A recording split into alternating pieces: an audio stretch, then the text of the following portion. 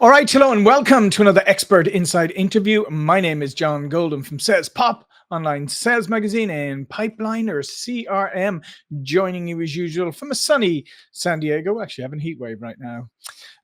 And today I'm delighted to be joined from the other side of the world by Mell Balment, also known as Mell B, who is in Brisbane, Australia. How are you doing, Mel? We're also having a heat wave. Oh, yeah, because actually, hang on, you should be, should be starting to come into your summer, right? It's technically just the first month of spring. Oh, okay, okay. Ah. Well, I did have the privilege of one time having with my family being in Australia late November and stuff, and we were in Sydney. We got to watch all the Santa Clauses come in on their jet skis, which is a nice twist. It's a nice twist. All right, so Mel mentors empathic leaders in energetic sovereignty who want to step into and expand their visibility without burnout. You teach emotional mastery, intuitive intelligence, and energy protection so clients can reclaim their mission and lead as an unwavered leader. And you use frameworks like Claire signature mapping, the 3S leader's edge, and you guide are you sensitive high performers to hold clean boundaries and grow a presence that their nervous system can actually sustain, which is fascinating on its own. And we're going to talk about the empowered empath, why some leaders sabotage when visibility strikes. So let's talk first of all about this concept of energetic sovereignty, right, or Mm. sovereignty, depending on how you want to pronounce that. Can you break that down a little and explain why that's kind of foundational to what you do? Yeah, it's fundamentally it's the choices that we make that serve us best. Right. And the challenge as leaders is we are pulled in every different direction. We're usually in the entrepreneurial space, probably the corporate as well. We're wearing multiple hats Hmm. and we have lots of different um, we'll call them questions, but the obligations of our energy and our needs and our sometimes our wisdom or guidance. How do you maintain your own sense of direction and self, especially as a highly sensitive person? How do you not let other people's, I call them obligations or energies, distract you from maybe what you even just set out to do and accomplish today? But sometimes that's on a bigger scale around your goals and your aspirations. So that sovereignty is around thinking what serves me best, because usually and hopefully with the people I work with, Hmm. that's aligned with what's best for bigger collectives of people, whether that's a workplace, whether that's a group of clients, schools, whatever it is that they're working in. There's usually some personal mission. You don't take a job Yeah. and think, I hope I don't really get to do what I'm here Yeah. these people like to do in this job. Yeah, So exactly. that's the sovereignty part. Yeah, no, it's very interesting because it do like people do get lost, and if you're in a leadership position or a stressful position, sometimes it's hard to decide what is your purpose, what's the company's purpose, where you should focus. Yeah, and I think that's where people lose a lot of themselves, and that's where we get all the kind of burnout or the frustration. Or as somebody said the other day, it's not even burnout that's the biggest issue. Bored out, they're saying, is even more Whew, so. I'm You writing know, that one down. I like that. yeah, isn't it? That was a good one, huh? Hmm. Um, so, so when you talk about like high performing, sensitive people, um, tell me a little bit more about that. About why sensitive people need high performers who are sensitive need strategies to actually, I wouldn't say compensate, but leverage that as a strength, shall we say? Um, the challenge we have is most people who are highly sensitive, I come across anyway, don't realize that they are Right. and what that means and how that operates. How does that look and act and behave day to day? And so, what I'm on a mission to do is help people understand that empaths, there's at least nine that I've categorized. There's nine different receptors Mm, that an empath can have. Now, I've got about four with four strong ones with two kind of like little ones on the side. right. And so if what that looks like is you're going through your day-to-day existence, Hmm. and one of these radars, it's like we're old enough perhaps to know what an aerial antenna was, and we'll call them Wi-Fi towers now. Yeah, Um, exactly. On your and car. you pick up these signals, Hmm. and empaths have different ones at different capacities. So it's like dialing into that old-fashioned radio dial that can tune in and tune up. Hmm. And when you get a really, like, you're clear on what signal, what frequency wavelengths you are tuned into, or you're particularly sensitive to, then you can learn how to adapt those, how to be conscious of those, to tune them out. An example for me, I'm an animal empath as well, but it's one of my lesser. Right. Um, but what that looks like in my day-to-day life on a highway, it took me a while to work this out. If I'm passing, or a truck with animal transportation passes me on the highway, I get a wave of nausea, Mm. and it's not me consciously thinking about Sure. it. And I now sometimes feel the terror. So that's how tuned Mm. in I can be. And I've done a lot of testing because I've tried to make peace with something I've got no control over. Right. And this is a reality. This is what goes on in the world. You, there's nothing you can do about it. Let's not worry about it. And I still get the anxiety. I still get a sensation when they pass me. So Mm. how do I manage that? I actually speed up. I try Right. and get past it as quickly as I can. I don't watch certain videos on channels. Now I'm an animal lover, and so I love Dodo and some of Sure. Right. Right. Right. those people. But if the feel of the video might be about sadness or ill treatment of an animal, or Mm. just a sad story that turns out great, I just don't watch it. I have to protect my energy, especially if I was going to do an interview or Right. Right. facing a client in the next half hour. So it's things like that. How do you make it work so that you can tune in and leverage it when you need to? If I'm going into RSPCA, which is Australia's animal Yes. protection, Yes. I wanna feel and sense the Hmm. animals. Hmm. So I Absolutely. tune into it, and so it's that kind of being aware of what your sensitivities are, and how do you protect yourself as best you can with something that's a radar that's like you can't switch it off very easily. How can you dial it down? So people have different sensitivities, obviously, as you said, and so everybody to a degree, everybody's sensitive to some degree or not. Some are more pronounced, obviously, than others. What is it?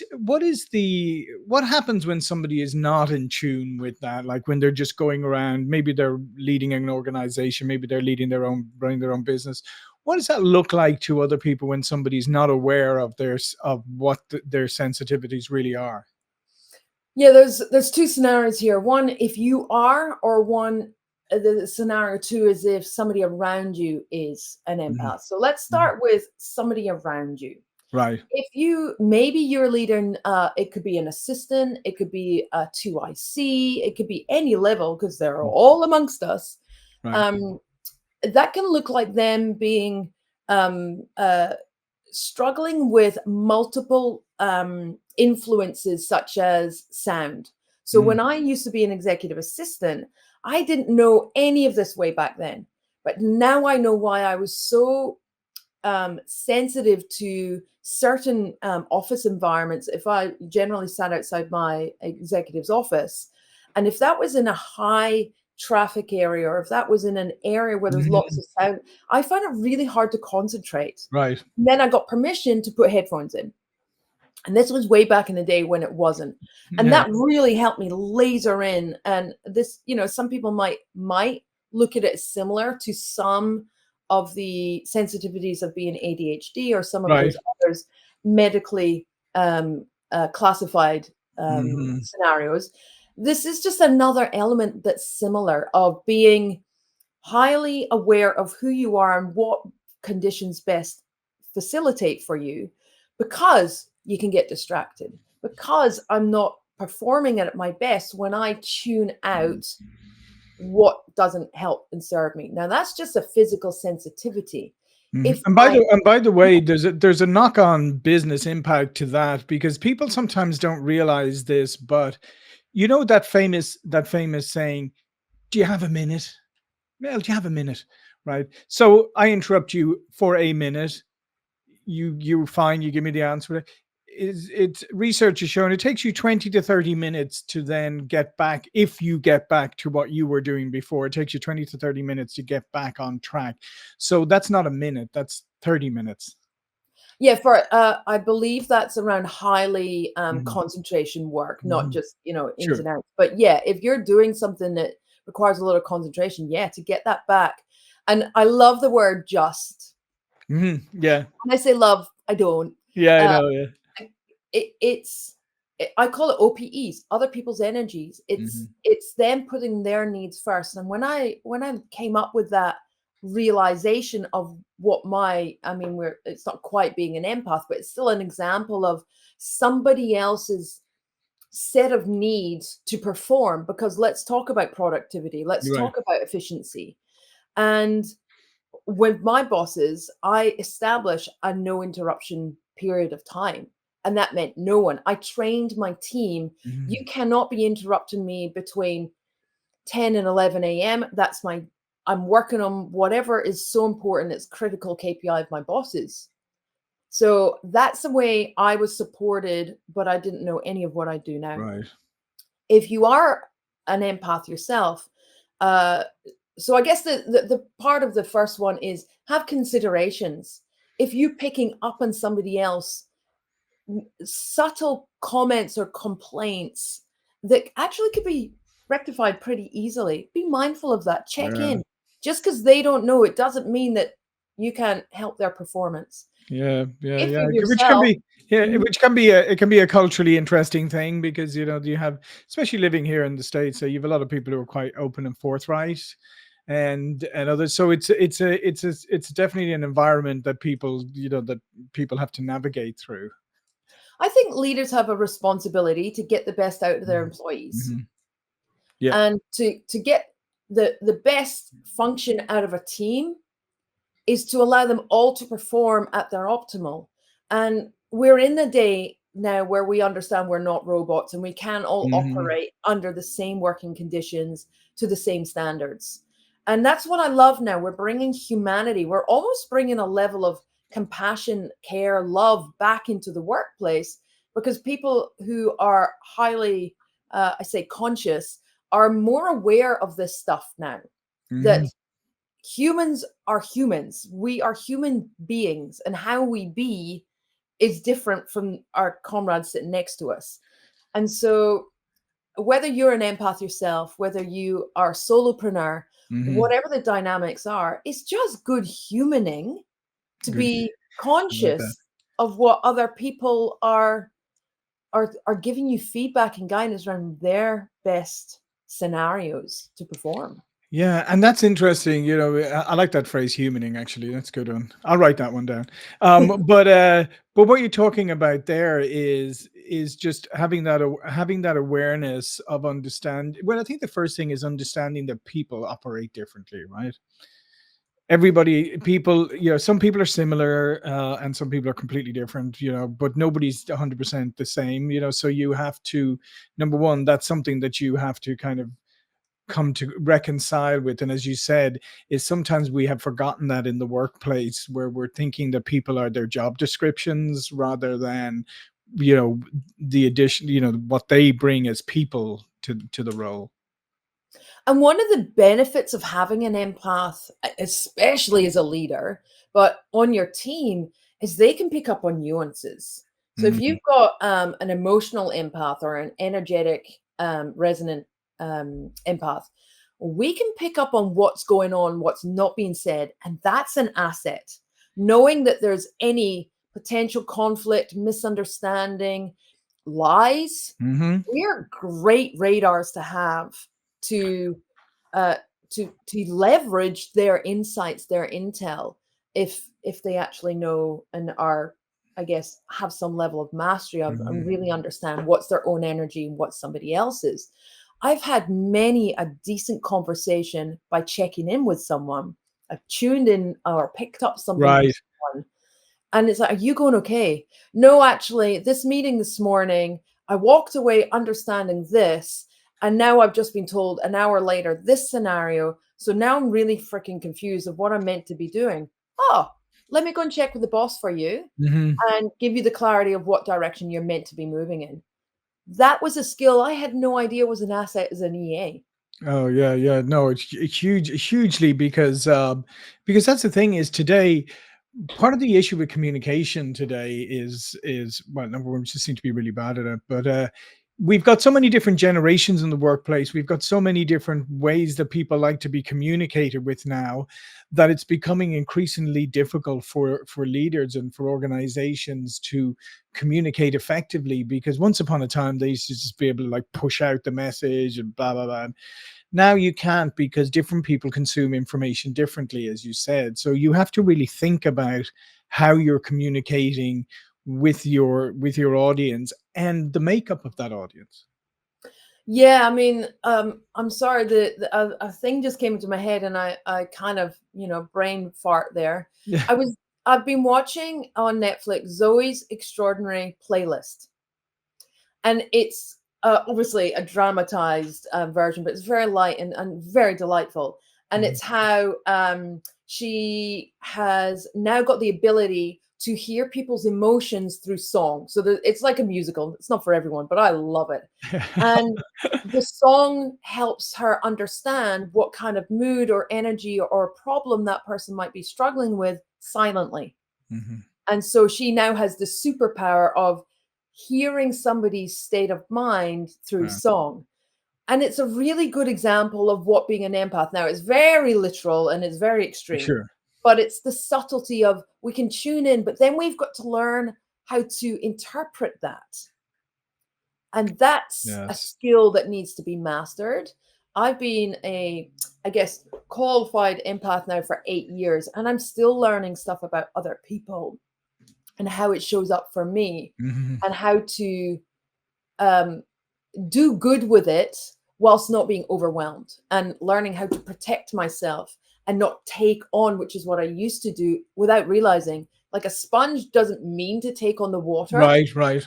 but it does. So Mhm. how do I learn to protect that and still be at my own optimal and clean? Again, that back to that first point you made, the Yeah. sovereignty. And it's and just I just want to pick up on that point you made there because I think that's another thing that people probably overlook that if you are an empath, if you do pick up on these things, if you are, if you have a lot of intuition and whatever, because let's face it, remember we used to celebrate gut feeling and intuition, and a number of years back we just said no, no, no, no, forget that, everything has to be data driven. Um, but for those people who are empathic, who do have intuition and what all of that, it can be a difficult burden to bear in many ways because you're more in tune with things and perhaps you're surrounded with people who are completely not in tune with it, and it can be, you can feel like that outsider or that voice in the corner going, maybe this isn't so good. Yeah, and I just want to bring in sorry, it's very early in the morning and my Sure. recall is quite working, but there's studies have been done.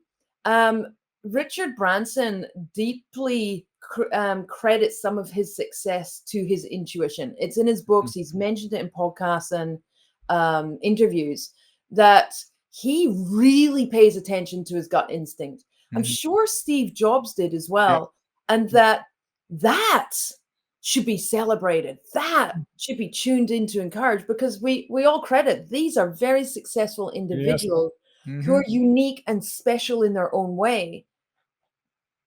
If they're saying this is something that has directly led to some of their success, why would we be asking employees or teammates or staff to not tune into that? That's like, Yeah. hey, here's some money. No, I don't want that. Yeah, yeah. No, and it's a good point. But I mean, that is literally what happens a lot of the time is that they, especially over the last, I don't know, 10 or 15, 20 years, people have really been pushing down, like, oh, forget about that. That doesn't, if it's not data, it has to be, solid empirical data in front of you, unless that's the only analysis that counts. And so, like I said, what do you do as a person, though, if you're very aware, very empathic, very intuitive, and you're in a situation where perhaps those around you aren't, or those kind of, or you're your input is kind of being dismissed because they prefer it if it was on a spreadsheet? Yeah, good question.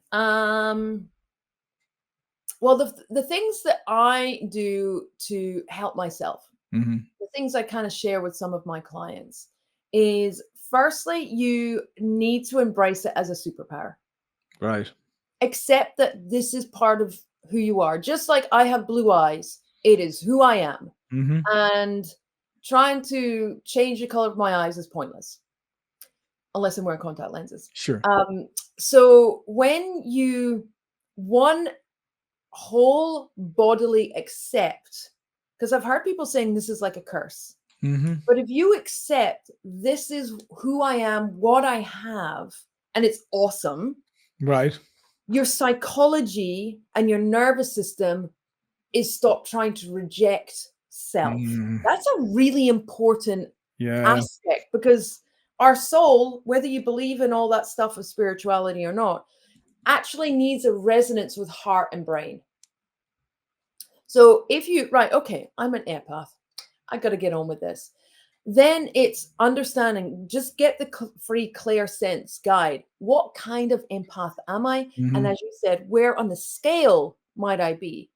So that animal empath is actually just, it's a secondary trait Sure. of mine. So I can manage that, I can be aware of it. But if I know I'm an intellect empath, so what that means is bolts of what people might call intuition just drop into my head, little nuggets. And sometimes it sounds like Hmm. phrases in my mind, which I used to think I was going mad. Now I know that's my intuition or this empathic trait dropping Hmm. in. And it's actually how I serve my clients. And like, I just got a thought, I just felt something, or I just Right. heard something. I'm just going to ask you about that and lead with curiosity. Does this mean anything? This isn't Mm. just weird woo woo. It's, I'm just getting a thought. Is this of any relevance? And 9 times out of 10, it does. And the person's like, oh, actually. And if it is that 1%, okay, maybe that's just my own curiosity bringing in, Sure. my mental power coming in. And the other thing I like to suggest to people is how to protect. How Right. can we, and this works. I'm going to give you a great example. Yeah, because as we said, this can be quite the burden in its own way if we're not careful. Absolutely. I had a hangover one, I can't remember, it was over the Christmas holiday, one day.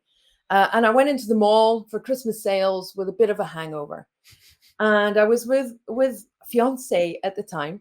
And as we pulled into the car park and started, you come up from the car park levels into the Mhm. center. Um, geez, the pounding in my head was amplifying. And I thought it was maybe me just being more thirsty or Right. just more stressed. But as we actually came into the mall itself, it felt with every time somebody looked at, you just make like Sure. eye contact, it felt like daggers were being thrown at me. And I closed my eyes for a second. I'm just like, whoa, I'm feeling really weird. And I Mm. closed my eyes and it lessened. I said to Riggs, like, something weird's going on. Sometimes the malls have the food courts with the Yeah. outdoor area. I was like, Mhm. let's go over there. I just need to get outside. I'm going to close my eyes, weird as, I'm going to close my eyes. Can you just lead me by the hand and get me out of here? Mhm. And every time I opened my eyes, I'd feel like a bolt of electricity. Wow.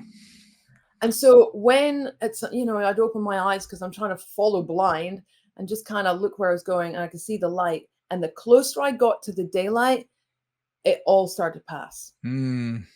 So what I learned, thank you, universe self, for this beautiful insight.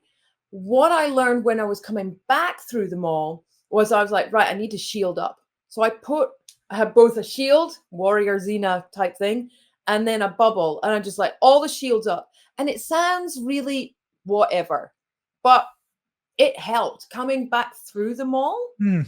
I shields up. I didn't feel a fraction of what I felt first time, and I was able to make eye contact. Mm. Nothing else had changed. Yeah. So there you go. In those situations, I mean, you have to be attuned to it, and you have to learn how to protect yourself, right? Yeah, and not take on other people's. So if And you're having that conversation, that difficult conflict conversation or sympathetic shoulder, shields up and be impartial, be supportive, be compassionate, be empathetic, but you don't necessarily have to be empathic in that moment. yeah, yeah, yeah. I mean, I think that's a good point because there is a danger of taking on other people's issues. And let's face it, people love if you take on their issues because it's off their back. They just put it I onto feel you. so much better. Yeah, exactly. After unloading on you, and you're like, "Yeah, I feel terrible." Well, Yeah. listen, thanks so much, Mel. This has been fascinating, fascinating area. All of Mel B's information will be below this video. But before we go, please do remind people about what you do.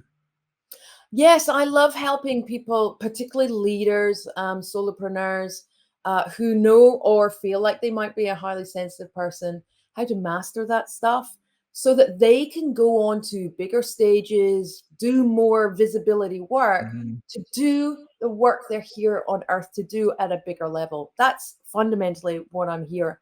That's what I've been put on and given these superpowers for. Fantastic. Well, listen, it's a great mission. So thanks again, Mel. Thank you for watching and listening, and I will see you all again very soon. Thank Bye you. bye.